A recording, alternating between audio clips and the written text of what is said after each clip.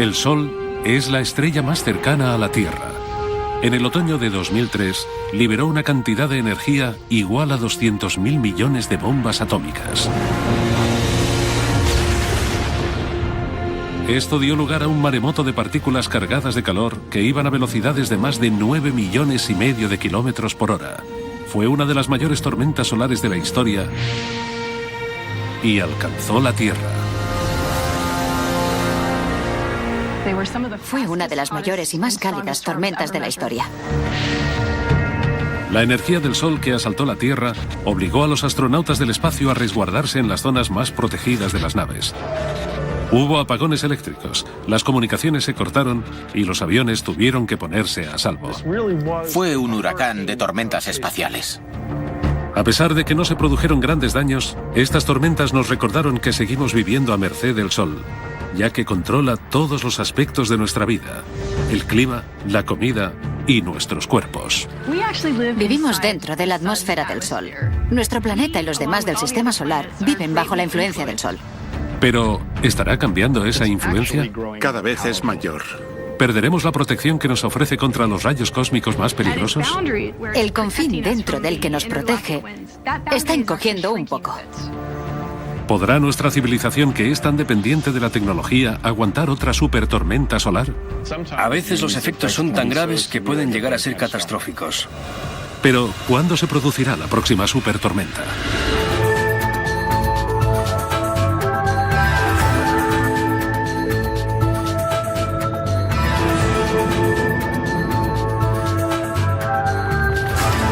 El Sol. 3, 2, 1. Liberación. Se ha dado inicio a la misión IBEX. Durante el otoño de 2008, Ignición. la NASA lanzó el IBEX, el explorador de la frontera interestelar. Parte de su misión es estudiar el efecto que tiene el Sol en los lugares más lejanos de nuestro sistema solar. IBEX es un intento más por descubrir el impacto de las estrellas en nuestro sistema solar, en nuestro planeta y en nuestra vida. El Sol. El Sol nos proporciona luz y calor. Si no fuera por él, no estaríamos vivos. A los humanos nos interesa lo que pasa a nuestro alrededor. Nos gusta entender nuestro barrio. Y en el universo, el Sol es nuestra calle, nuestro barrio. El Sol. Nos afectan sus estados de ánimo. Es el padre de todos los demás planetas, ya que estos se ven afectados por su estado de ánimo. Tenemos que saber cómo evolucionará y cómo sus constantes cambios nos afectarán en la Tierra. El Sol. Si queremos entender el universo y las estrellas que forman dicho universo, es importante estudiar la que tenemos más cerca. Hemos aprendido más del Sol en los últimos 40 o 50 años que en toda la historia. Esta edad de oro de la investigación se originó con una misión única que nos ofreció imágenes cercanas del Sol desde la atmósfera terrestre. Skylab, la zona estará despejada durante 8 minutos. En 1973, Skylab fue la primera estación espacial con humanos y consiguió las mejores imágenes del Sol tomadas desde la Tierra. La misión Skylab fue uno de los primeros laboratorios dedicados solo a la investigación y el estudio del Sol. Se podría considerar el abuelo de las misiones de hoy en día. En la actualidad, una flota de 20 sondas espaciales escanean y estudian el Sol de formas que hace 30 años eran inimaginables. Al estudiarlo desde el mismo espacio, podemos verlo de manera diferente y con distintas longitudes de onda, desde los rayos X a la radiación ultravioleta extrema. Además, podemos analizar sus capas y entender cómo y por qué el Sol actúa tal y como lo hace. Las diferentes longitudes de onda significan diferentes temperaturas y hay estructuras que son más visibles con unas longitudes de onda que con otras. Los científicos también han podido observar el interior del Sol mediante una técnica denominada heliosismología, que utiliza las propias vibraciones del astro para estudiar su actividad interna. El Sol no es un cuerpo sólido, es una bola de gas gigante. Así que oscila, vibra, y si medimos sus frecuencias de oscilación, podemos inferir la estructura que tiene por dentro.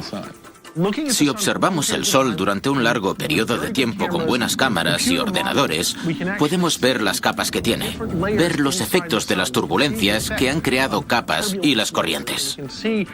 Incluso podemos utilizarlo para imaginarnos la cara oculta del Sol, la que no vemos hasta que no rota. Y mediante la heliosismología podemos detectar las manchas solares de la cara oculta. Es una gran herramienta. Las ondas espaciales nunca dejan de observar el Sol y gracias a ellas los investigadores están estudiando las grandes incógnitas de esta estrella y han descifrado bastantes de ellas. El Sol es una de las más de 2.000 millones de estrellas de la Vía Láctea y es la más cercana a nosotros, ya que se encuentra a 150 millones de kilómetros de la Tierra, casi la distancia que se recorrería dando la vuelta al mundo 4.000 veces. No obstante, a pesar de la distancia, la luz solo tarda 8 minutos en llegar a nuestro planeta. Lleva 4.000 millones y medio de años de los 10 o 11 que se le auguran de vida. A pesar de que técnicamente es una estrella de tamaño medio y se denomina estrella enana, es inmensa. Mide 1.400.000 kilómetros de diámetro y si la vaciáramos, en su interior cabrían 1.300.000 planetas del tamaño de la Tierra. El Sol supone el 99,8% de la masa del Sistema Solar y pesa 300.000 veces más que la Tierra. Casi en su totalidad está compuesto por gas supercaliente y electromagnético que se denomina plasma. Tiene suficiente fuerza de gravedad como para evitar que los planetas del sistema se dispersen en el espacio. Y tal y como sugirió Copérnico, gobierna el centro de nuestro Sistema Solar con un puño gravitatorio de acero. El modelo de Copérnico que sitúa el Sol en el centro del Sistema Solar con todos los planetas moviéndose alrededor, deshaciéndose de la idea de que todo giraba en torno a la Tierra, supuso un gran cambio paradigmático. Con él el Sol se convirtió en lo más importante de nuestro sistema y nos hizo ver que teníamos que entender lo que era. El Sol, igual que todas las demás estrellas del universo, está compuesto del polvo de otras estrellas que vivieron y murieron hace 1.000 millones de años, incluso en la época del Big Bang. Nuestro Sol y nuestro Sistema Solar son los restos de muchas otras generaciones de estrellas. El Sol que vemos todos los días es la fuente de energía del Sistema Solar. En el centro llega a alcanzar los 15 millones de grados centígrados y es el motor de todo. En el centro del Sol se produce el proceso de fusión y ese proceso libera luz y partículas. Por cada segundo de luz del Sol se libera la misma energía que liberarían 1 millón de bombas atómicas. El Sol afecta todo lo que toca y para descubrir cómo, los científicos a veces se basan en una importante coincidencia cósmica. El Sol. El Sol. La luz del Sol está compuesta por unas partículas que se denominan fotones. Nacen en el centro y se mueven gracias a corrientes de convección a través de las zonas radioactivas y convectivas del Sol. Así es como llegan a las capas externas y volátiles del astro. Las zonas exteriores del Sol están formadas por 3 regiones. La fotosfera o superficie del Sol no se trata de una superficie dura como la de la Tierra. El Sol es todo gas. La temperatura de la fotosfera es de unos 5.500 grados. Por encima de la fina capa de la fotosfera hay otra delgada capa denominada cromosfera. Y está un poco más caliente que la fotosfera. Es extraño porque lo lógico es pensar que cuanto más lejos esté de la fuente de la energía, del centro, la temperatura caerá. Pero de la fotosfera a la cromosfera, la temperatura aumenta y asciende incluso más al llegar a la tercera capa de la atmósfera, la corona. Después de la cromosfera, hay una amplia zona denominada corona, que está a millones de grados. El Sol produce influjo de energía constante denominado viento solar. Como nunca deja de soplar, reparte energía por todo el Sistema Solar y su alcance es de unos 15 trillones de kilómetros, bastante más allá de Plutón. El espacio existente entre los planetas de todo el Sistema Solar no está vacío. Está lleno de partículas y de rayos de luz. Mientras el viento solar se separa del Sol, la gravedad de este mantiene todo a la distancia a la que está. Fijémonos en los cometas. Todos ellos orbitan alrededor del Sol y pueden ser atraídos directamente a la línea de fuego. No hace mucho, los científicos fueron testigos de uno de los peores ataques solares. Una eyección de una zona de la corona arrancó la cola de un cometa. Cuando chocó contra el cometa, le arrancó la cola como si la hubiera cortado con un cuchillo. La cola se cayó y luego el cometa tardó un tiempo en generar más gas, plasma y polvo para formar una nueva cola. Esto nos demuestra cómo se mueve el viento solar en el sistema y cómo afecta a lo demás. Lo que despide el Sol ha hecho que su estudio sea casi tan difícil como entender su funcionamiento. Sin embargo, los científicos pueden observarlo de cerca gracias a una coincidencia cósmica: los eclipses de Sol totales. El eclipse de Sol total se produce cuando, desde nuestra perspectiva, la Luna se alinea con el Sol y cubre hasta la fotosfera. Es una visión espectacular. Los eclipses solares son preciosos. Todo se oscurece en tan solo unos segundos debido a miles de factores juntos. Hay tanta oscuridad que, si miras al cielo, se ve una sombra negra que proviene de arriba y se dirige hacia ti a una velocidad de miles de kilómetros por hora. Es impresionante. Durante miles de años, la humanidad ha quedado maravillada por los misterios de los eclipses. Pero para los científicos ahora supone una gran oportunidad para observar la capa exterior del Sol, la enigmática corona. Es una de las zonas más calientes del astro y su energía irradia más allá de los confines del sistema solar. Todo el sistema solar está basado en la corona del Sol. Es decir, la atmósfera del Sol baña todos los planetas. Los ingenieros que construyeron el observatorio solar y heliosférico o SOHO instalaron un eclipse artificial en la sonda espacial. Se denomina coronógrafo y es igual que un eclipse natural, ya que impide que pasen los rayos del Sol para que los científicos puedan intentar responder esta ancestral pregunta. ¿Cómo es posible que la corona solar esté tan caliente? La superficie normal del Sol, la fotosfera, está a unos 5.500 grados centígrados y en cambio la corona está a millones de grados. Si te alejas de una estufa sabes que hará más frío, pero si te alejas de la superficie del Sol hace más calor. ¿A qué se debe eso?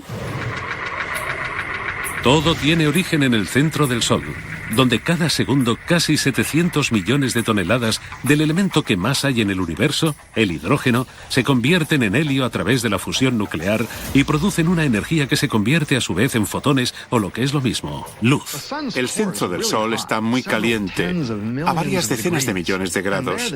Allí la temperatura es tan alta que los protones, los núcleos del hidrógeno, se acoplan, se unen unos a otros, se fusionan y forman helio. Y así se libera energía. Lo que sucede es que los fotones pasan por un proceso, lo que denominamos camino aleatorio, y tienen que atravesar la capa del Sol. Son absorbidos y reabsorbidos millones de veces en diferentes fotones a niveles de energía bajos. Este proceso de absorción y reabsorción puede durar unos 150.000 años. Una vez que salen del interior del Sol, los fotones solo están a 8 minutos de la Tierra, pero dejan atrás un mundo en constante movimiento. La superficie solar está en ebullición. La energía fluye desde abajo. Espirales de plasma y energía denominadas bucles coronarios recorren el Sol. Mientras las zonas más oscuras o manchas solares ocupan cientos de kilómetros. A tan solo 4.000 grados, dichas manchas son las regiones más frías del Sol y emiten menos luz que las zonas que tienen alrededor. Si cogieras una mancha solar y la colocases en el cielo lejos del Sol, sería tan brillante como la luna llena. Las manchas solares aparecen en la superficie y son fáciles de detectar, aunque su origen proviene del interior del Sol y de su compleja rotación. El Sol no rota como un cuerpo sólido. De hecho, rota más rápido por la zona del ecuador que por los polos, y esto da lugar a las manchas solares. El ecuador completa una rotación en 25 días. Las latitudes medias la completan en 30 días, y las zonas de los polos en unos 35 días. Este proceso se denomina rotación diferencial y hace que el interior del Sol se mueva a velocidades diferentes, creando así un intenso magnetismo, es decir, millones de líneas de campo magnético que se entremezclan mientras el interior del astro se retuerce como una goma elástica. Esto crea presión y hace que floten. Así que llegan hasta la superficie y la atraviesan dando lugar a las manchas solares. Una vez en la superficie, las líneas de campo magnético ya inservibles impiden el paso del plasma caliente que proviene del interior y aparecen así las manchas solares. Y cuando esas manchas empiezan a retorcerse, imaginemos que hay una mancha aquí y otra aquí, y hay un campo magnético que conecta a las dos. Ese campo magnético se retuerce y hace lo que haría una goma elástica, sale disparado. Cuando sale disparado libera energía, y en el caso del Sol y de las erupciones solares, se trata de grandes cantidades de energía. Las líneas de campo magnético que vienen dadas por los movimientos de las manchas solares, a pesar de ser invisibles, se pueden observar en las dramáticas formaciones de la superficie solar, ya que producen erupciones y prominencias. Aquí es donde se origina la influencia del Sol, ya que la ruptura de estas líneas de campo magnético libera grandes cantidades de energía al sistema solar desde la estrella más cercana a nosotros. Y estas líneas de campo magnético son las que se esconden detrás de la mayoría de las teorías sobre por qué la corona tiene temperaturas más altas que la superficie. Está claro que tiene algo que ver con las líneas de campo magnético que calientan la corona.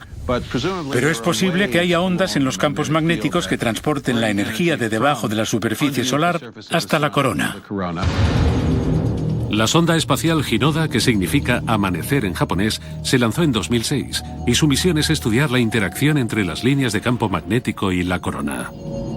Recientemente ha recogido imágenes de una de las ondas que podría ser responsable del calentamiento de esta enigmática región, las ondas de Alfvén. Las ondas de Alfvén se producen en el plasma, el gas ionizado amenazado por un campo magnético. Además, se cree que estas ondas de Alfvén podrían transportar energía turbulenta desde el interior del Sol hasta la corona y que dicha energía podría calentarla. Las energéticas ondas de Alfvén que provienen del interior del Sol podrían llegar a la superficie y provocar la vibración de las líneas de campo magnético. Gracias a la vibración y la oscilación, se friccionan con el plasma magnetizado que rodea la corona, y a través de la fricción se produce el calentamiento. Este calor que libera la corona es lo que calienta el espacio y llena el sistema solar de energía.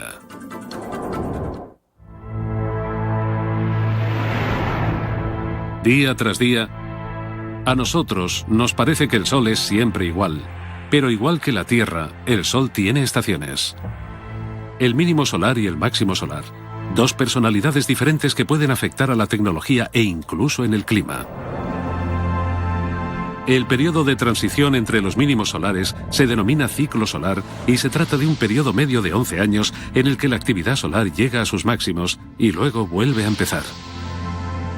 La principal medida del ciclo de la actividad solar es el número de manchas solares que se ven en su superficie.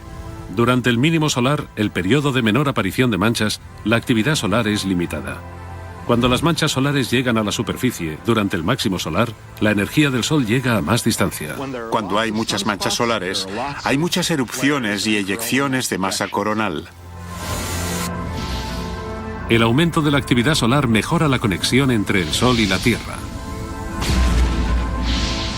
La energía que desprende el Sol puede provocar alteraciones en el entorno de la Tierra. La Tierra está rodeada por la atmósfera solar y lo que pasa en el Sol afecta a la Tierra. Así que eso es lo que llamamos clima espacial. Ahora se pretende realizar partes meteorológicos precisos del clima espacial, pero puede ser una tarea bastante complicada. El Sol es turbulento, sobre todo durante el máximo, cuando se produce el mayor número de tormentas solares. Durante el máximo solar, el campo magnético de la corona se complica mucho y hay campos magnéticos por todas partes, incluso cerca de los polos.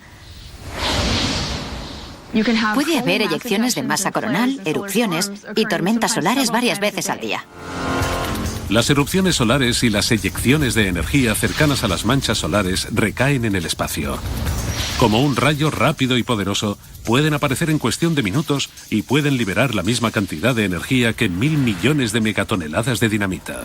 Las erupciones solares liberan gigantescas cantidades de energía solar desde pequeñas zonas localizadas de la superficie de nuestro astro. Así que son eyecciones muy concentradas de energía que calientan el gas que tienen alrededor en unos 10 millones de grados. Las erupciones solares son como latigazos. Liberan mucha energía muy rápido y aceleran las partículas casi a la velocidad de la luz. Las partículas de las erupciones solares más potentes pueden llegarnos en unos 15 minutos. Pero el huracán solar del espacio aparece con las eyecciones de masa coronal. Estas gigantescas explosiones liberan 1.000 millones de toneladas de gas supercaliente y plasma al espacio interestelar. Las eyecciones de masa coronal se producen cuando la superficie solar despide una inmensa cantidad de masa y energía. Tenemos que imaginar esta inmensa cantidad de masa y energía viajando desde el Sol a gran velocidad, a veces a más de 1.600.000 kilómetros por hora. Lanzan unas burbujas gigantes de gas caliente y campos magnéticos. Salen tan rápido del Sol que producen una onda expansiva. Son las que crean las tormentas y son muy importantes para entender el clima espacial. Las ondas espaciales como SOHO han capturado imágenes del Sol lanzando grandes cantidades de energía al espacio. Pero a los científicos lo que más le preocupa es el denominado efecto halo, cuando una corona de energía rodea el coronógrafo. Esto significa que el Sol ha lanzado su mayor explosión hacia la Tierra. Y eso fue lo que sucedió en las intensas tormentas solares de 2003. La mayor eyección solar de la que se tiene constancia tuvo lugar durante estas tormentas.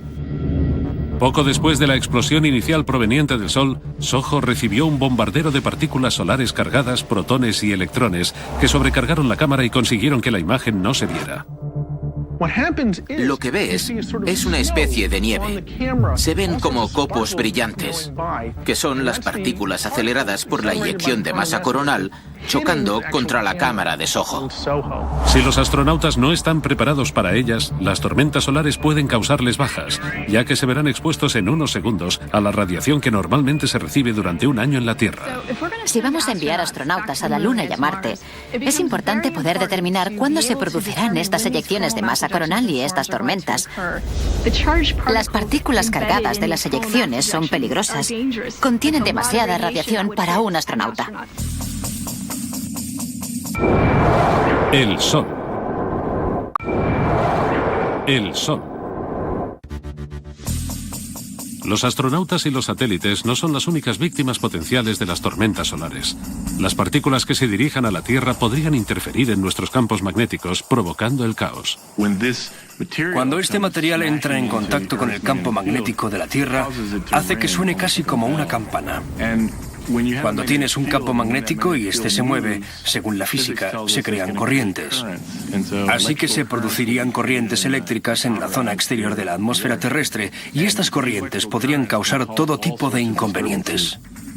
Las corrientes supondrían un problema para los satélites que orbiten alrededor de la Tierra. Trastocarían los sistemas de posicionamiento global e interferirían las comunicaciones, produciendo cortes de radio y acabando con los sistemas de telefonía móvil. Estas eyecciones de masa coronal podrían enviar tantas partículas cargadas a la Tierra que algunas conseguirían entrar en el campo magnético de la Tierra y llegarían a las centrales eléctricas, produciendo avalanchas de electrones, apagones y cortocircuitos.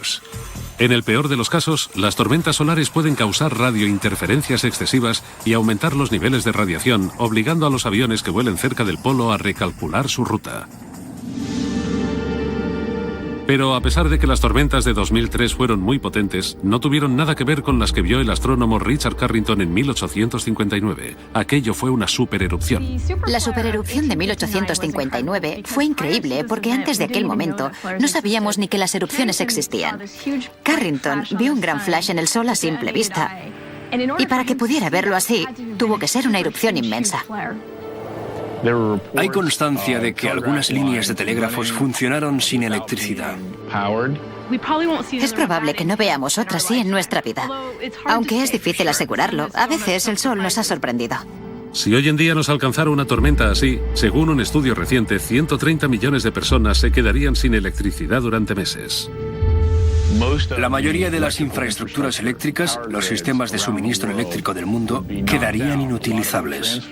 Los transformadores sufrirían subidas de tensión. Y gran parte de la población mundial quedaría sin electricidad durante meses. Esto costaría inmensas cantidades de dinero. Se ha estimado que unos $2 billones. No lo sabremos hasta que no pase, pero cuanto más nos avisan, más podemos hacer para reducir el impacto económico, que es una de las razones por las que estudiamos el Sol.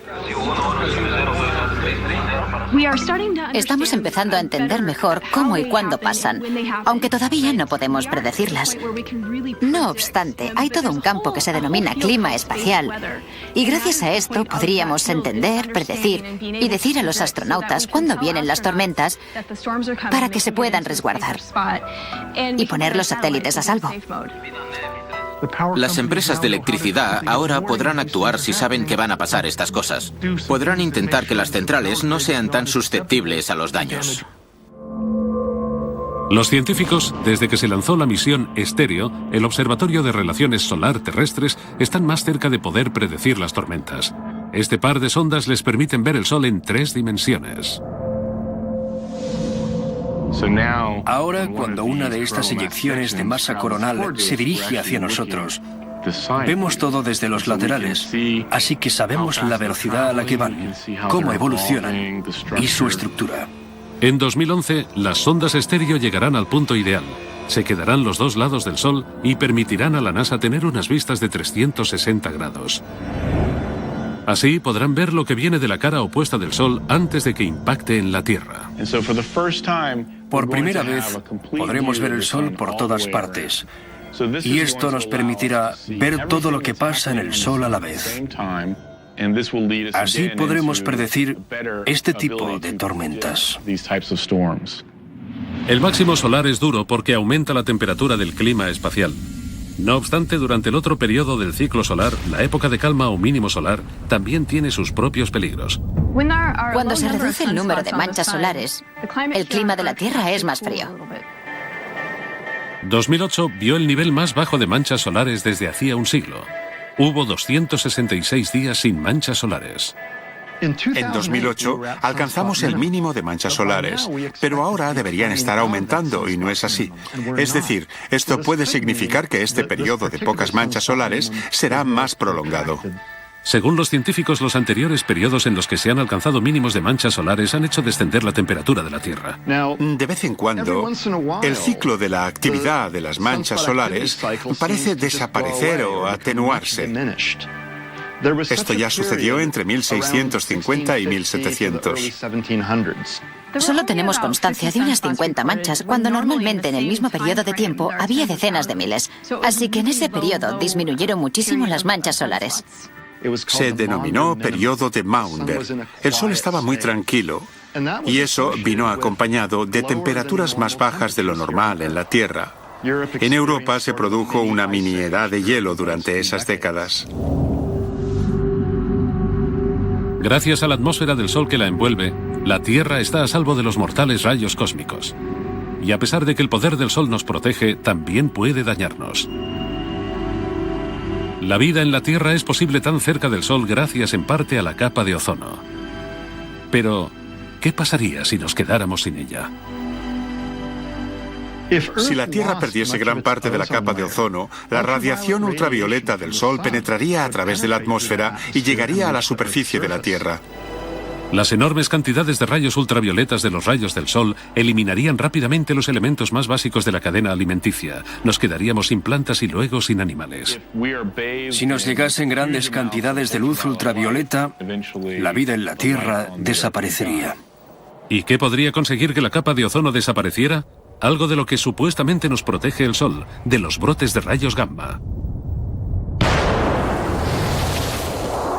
Los brotes de rayos gamma son intensos y rápidos flashes de la radiación más potente que se conoce, los rayos gamma. Los fenómenos más potentes del universo liberan en segundos la misma cantidad de energía que emitirá el Sol en toda su vida. Y ocurren cuando mueren estrellas gigantes o cuando colisionan. Se pueden originar gracias a cualquier proceso extremo, como puede ser el choque de una estrella gigante contra un agujero negro. Se producen en algún lugar del cielo, se da uno al día y vienen de muy, muy lejos. La mayoría están a miles de millones de años luz de distancia. Pero solo a 8.000 años luz, en la constelación de Sagitario, con un movimiento en espiral aguarda una bomba potencial. WR-104. Son dos estrellas bailando una danza cósmica. Completan su rotación una vez cada 8 meses y una de ellas está a punto de convertirse en supernova y emitir un brote de rayos gamma. Una de estas dos estrellas podría dar lugar a un brote de rayos gamma en cualquier momento, y sus rayos podrían llegar a la Tierra. Si los rayos cargados de energía del brote de rayos gamma se dirigieran directamente a la Tierra, podrían suponer un grave peligro. La radiación del brote de rayos gamma sería muy intensa, aunque corta, porque duraría entre 10 y 20 segundos. Pero desencadenaría una serie de fenómenos que acabarían con el 50% o más de la capa de ozono. Los científicos han especulado con que un brote de rayos gamma fue la causante de la extinción de vida en la Tierra hace millones de años. En aquella época solo existía vida en el mar. Y a pesar de que la vida marina se daba en las profundidades del océano y no se vio afectada directamente por la radiación ultravioleta, el plancton y la vida cercana a la superficie murió. Y eso afectó a la cadena alimenticia. La amenaza es aún mayor debido a algo que los científicos han observado durante las últimas décadas: una disminución del 20% en la potencia de los vientos solares. El viento solar es la emisión constante de partículas provenientes del Sol. Liberan en el espacio los campos magnéticos que hay en la corona solar. Existe incluso cuando no hay eyecciones de masa coronal ni erupciones solares.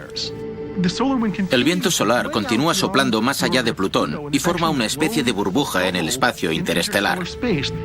Es una burbuja protectora, porque los campos magnéticos nos protegen de las partículas cargadas que vienen de fuera. Normalmente los vientos solares soplan en todas direcciones a velocidades de 1.600.000 kilómetros por hora. Y así reparten el invisible campo magnético del Sol y además forman una barrera contra intrusiones intergalácticas para el sistema solar, la heliosfera. La heliosfera es la frontera donde los vientos solares chocan con el espacio interestelar. Así que es la capa que cubre todo lo que rodea al Sol y al sistema solar. Protege al planeta Tierra de los vientos interestelares. Recientemente los científicos han descubierto que la heliosfera está encogiendo y debilitándose. Se sabe que la presión del viento solar ha disminuido en los últimos 25 años. De hecho, la heliosfera, la zona donde la presión del viento solar se termina, ha encogido. Una heliosfera más débil aumenta las posibilidades de que la Tierra se vea expuesta al peligro y a los ataques de materiales cósmicos intergalácticos.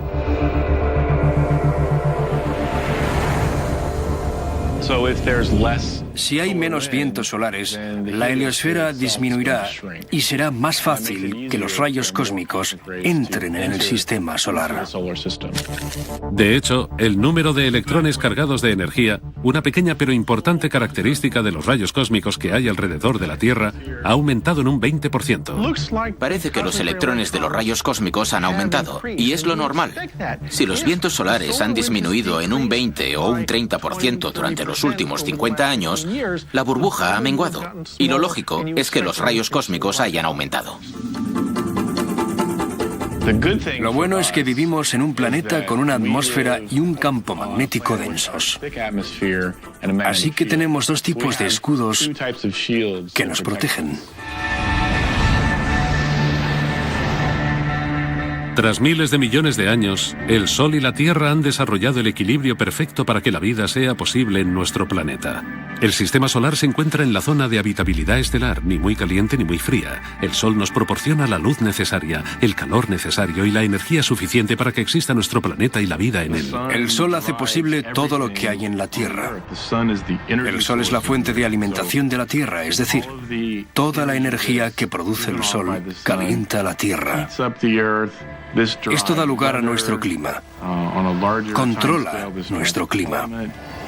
El Sol es básicamente la fuente de energía, nuestra batería, lo que controla todo el entorno de la Tierra. Las plantas aprovechan la energía del Sol a través de la fotosíntesis y creando carbohidratos. La gente y los animales consumen dichos carbohidratos convirtiéndolos en energía que podemos utilizar. Incluso los combustibles fósiles, que son la base de nuestra vida, han sido creados por el Sol. Pero nuestro uso exacerbado de dichos combustibles parece estar deteriorando el equilibrio existente entre el Sol y la Tierra. Debido a que todos los materiales vivos reciben su energía del Sol, el Sol es la fuente de todos los combustibles fósiles, ya sean los árboles o cosas que han quedado entre las rocas y han ido transformándose a lo largo de millones de años en los hidrocarbonos que nosotros conocemos, hemos recolectado y luego hemos utilizado. Los combustibles fósiles que quemamos hoy en día liberan la energía del Sol de hace millones de años, poniendo en peligro el equilibrio entre nuestro planeta y su estrella más cercana. Si quemamos todo, la atmósfera cambiará hasta llegar a ser irreconocible, mucho antes de que llegue el punto en que nos quedemos sin combustible fósil. Ya hemos visto el efecto del exceso de energía solar gracias al aumento de temperatura global. La liberación de millones de toneladas de antigua energía solar almacenada en los combustibles fósiles ha amplificado el proceso natural necesario. Ha producido el llamado efecto invernadero. Mucha gente cree que el efecto invernadero es malo. Pues no lo es, porque mantiene la Tierra caliente. Sin él, los océanos se helarían. Lo malo es que haya demasiado efecto invernadero. Si hay demasiado dióxido de carbono, vapor de agua y metano en la atmósfera de la Tierra, esos gases atrapan demasiada radiación solar y entonces aumentan la temperatura media del planeta y producen el calentamiento global. Eso podría causar el deshielo de los casquetes polares y el aumento del nivel del mar, lo que sería un desastre si sucediera demasiado rápido. Así, la atmósfera no solo recogería más calor, sino que podría empezar a descomponerse. El uso continuo de la energía solar fosilizada podría producir cantidades no deseadas de radiación solar. Ahora mismo nuestra capa de ozono evita el paso de la mayoría de los rayos ultravioletas del Sol y permite que llegue la luz suficiente que nos aporta lo necesario para vivir. Cuando la luz del Sol interactúa con nuestra piel, produce vitamina D, que es muy útil.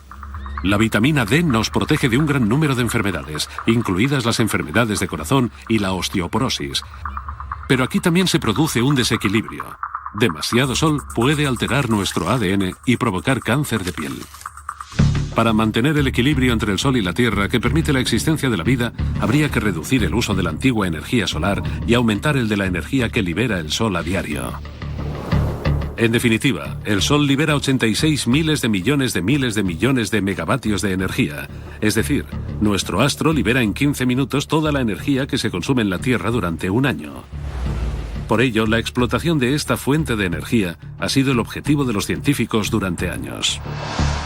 El tamaño de este satélite solar no tiene precedentes. Se trata de una estructura de entre 55 y 65 kilómetros cuadrados cubierta con células solares que capturan la energía del astro durante las 24 horas del día y la envían a la Tierra. La NASA todavía no ha conseguido algo de esta escala, pero su trabajo en lo que respecta a la tecnología solar en el espacio ha mejorado la tecnología del planeta. Las células solares forman parte de un tipo de tecnología que ha llegado a la Tierra desde el espacio. Cuando empezamos a trabajar en los programas Apolo, Mercury y Gemini, necesitábamos centrales eléctricas en el espacio, así que las células solares fueron una fuente natural de electricidad. En la actualidad existen dos formas de aprovechar la energía solar.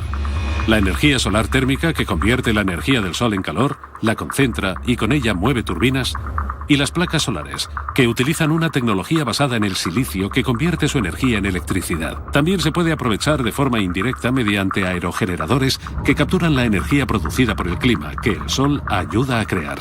Este tipo de tecnologías están en continuo desarrollo, pero gran parte de las nuevas tecnologías más interesantes se basa en un proceso muy antiguo, la fotosíntesis.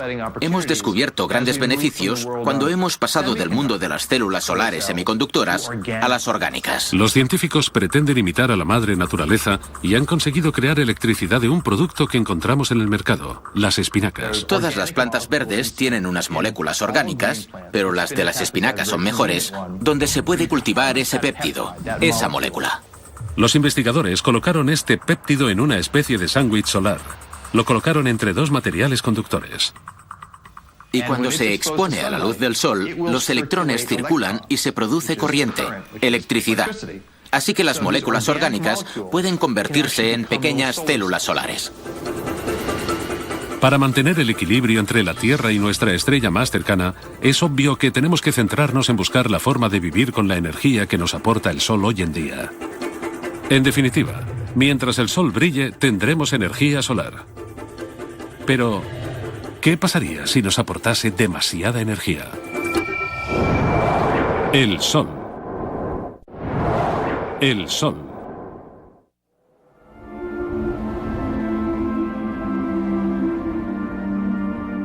Los elementos que forman el Sol, la Tierra e incluso a los humanos provienen todos de un mismo lugar, del polvo cósmico.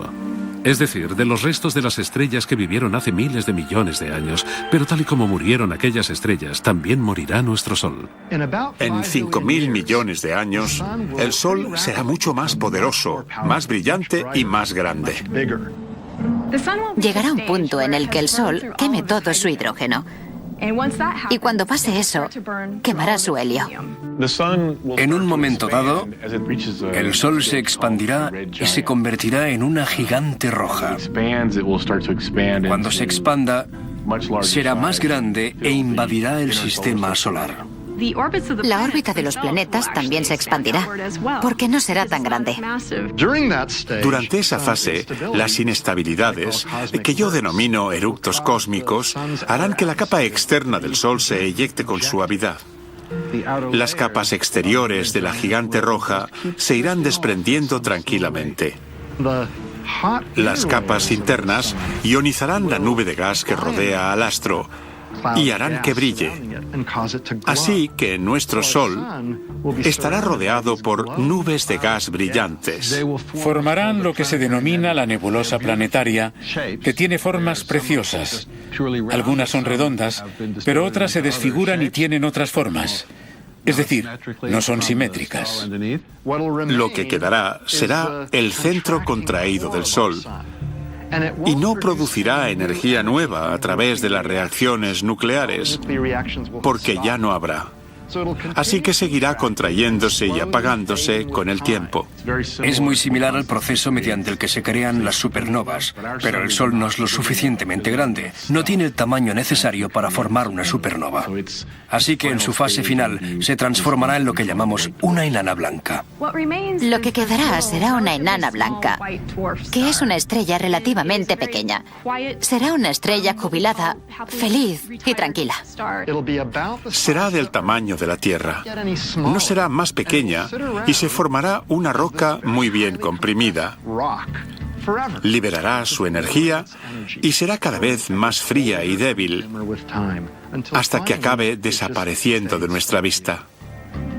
La muerte del Sol tendrá un efecto devastador en el sistema solar. Si la gran expansión no se traga a los planetas más cercanos, entre los que se encuentra la Tierra, es muy posible que cambien su órbita y se sobrecalienten.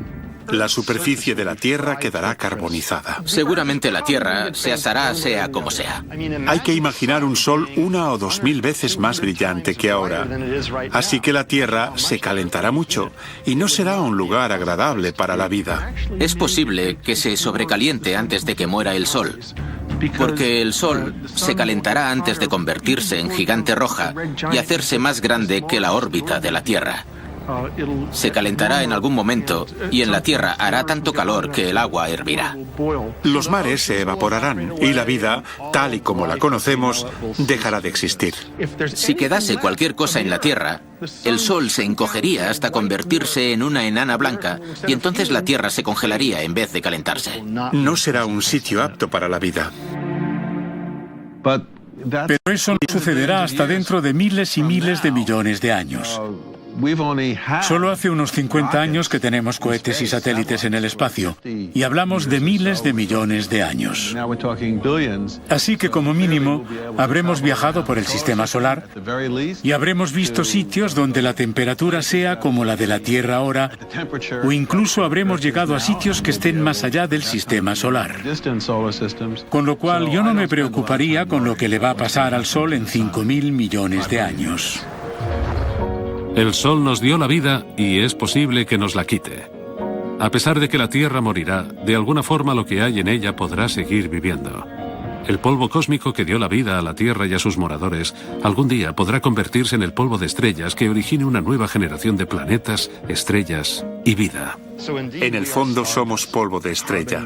El carbono de las células, el oxígeno que respiramos, el calcio de los huesos y el hierro de las células sanguíneas. Todos estos elementos se crearon dentro de las estrellas mediante reacciones nucleares. Y gracias a que algunas de esas estrellas explotaron, existimos nosotros. El hallazgo de que nosotros provenimos de las estrellas es uno de los mayores descubrimientos de la historia de la ciencia.